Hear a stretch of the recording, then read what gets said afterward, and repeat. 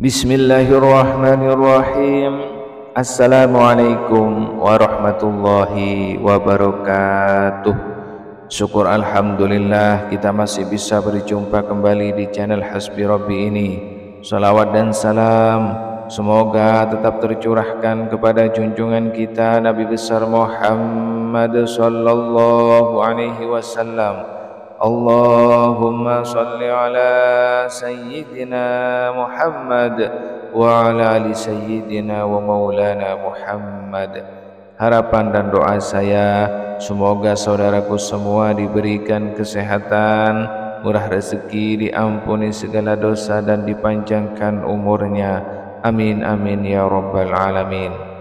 Sahabat Hasbi Rabbi yang dirahmati Allah, salat tahajud merupakan salat sunnah yang dikerjakan pada malam hari sesudah mengerjakan salat isya hingga terbit fajar dengan kondisi sesudah tidur meskipun hanya sebentar. Salat tahajud dapat dikerjakan dengan rakaat tak terhingga. Waktu yang paling dianjurkan untuk mengerjakan salat tahajud adalah sepertiga malam, yaitu selepas tengah malam hingga memasuki waktu subuh. Hukum mengerjakan salat tahajud adalah salat sunnah muakkad, yaitu ibadah sunnah yang sangat dianjurkan untuk diamalkan.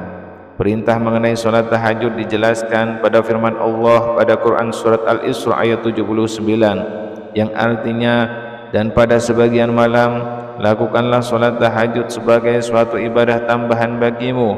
Mudah-mudahan Tuhanmu mengangkatmu ke tempat yang terpuji. Tidak sedikit orang yang bertanya, surat apakah yang dibaca ketika melaksanakan salat tahajud? Setelah membaca Al-Fatihah, bacaan surat pendek salat tahajud juga tak ada bedanya dengan salat lain. Namun terdapat bacaan surat pendek salat tahajud seperti yang diajarkan Rasulullah. Lalu apa saja bacaan surat pendek salat tahajud yang sesuai dengan sunnah Rasul? Kriteria utama surat yang dibaca Rasulullah adalah surat-surat yang ringan ukuran. Surat yang ringan ini sangat subjektif bagi masing-masing orang. Membaca surat pendek yang ringan ini seperti difirmankan Allah Subhanahu wa taala dalam surat Al-Muzammil ayat 20 yang artinya, sesungguhnya Tuhanmu mengetahui bahwasanya kamu berdiri sembahyang kurang dari 2/3 malam atau 1/2 malam atau sepertiganya, dan demikian pula segolongan dari orang-orang yang bersama kamu, dan Allah menetapkan ukuran malam dan siang. Allah mengetahui bahwa kamu sekali-kali tidak dapat menentukan batas-batas waktu itu, maka Dia memberi keringanan kepadamu.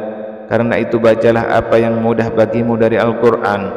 Dia mengetahui bahwa akan ada di antara kamu orang-orang yang sakit dan orang-orang yang berjalan di muka bumi mencari sebagian karunia Allah, dan orang-orang yang lain lagi berperang di jalan Allah.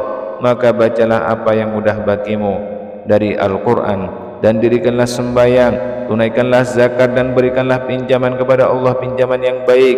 Dan kebaikan apa saja yang kamu perbuat untuk dirimu, niscaya kamu memperoleh balasan dari Allah Subhanahu wa ta'ala.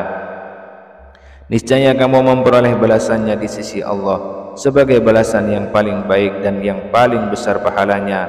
Dan mohonlah ampun kepada Allah, sesungguhnya Allah Maha Pengampun lagi Maha Penyayang.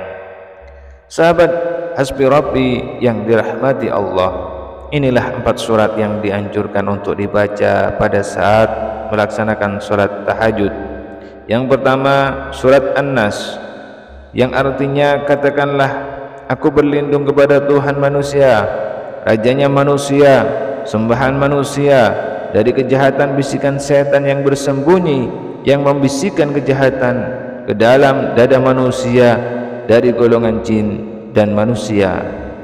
Yang kedua Al-Falaq yang artinya, katakanlah aku berlindung kepada Tuhan yang menguasai subuh dari kejahatan makhluknya dan dari kejahatan malam apabila telah gelap gulita, dan dari kejahatan wanita-wanita tukang sihir yang menghembus pada buhul-buhul, dan dari kejahatan pendengki bila ia dengki.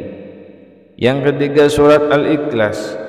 Surat Al-Ikhlas itu merupakan serupa dengan sepertiga Al-Quran, sehingga membaca surat Al-Ikhlas saat salat tahajud seperti menghatamkan Al-Quran. Katakanlah Muhammad, dialah Allah yang Maha Esa, Allah tempat meminta segala sesuatu, Allah tidak beranak dan tidak pula diperanakan, dan tidak ada sesuatu yang setara dengan Dia.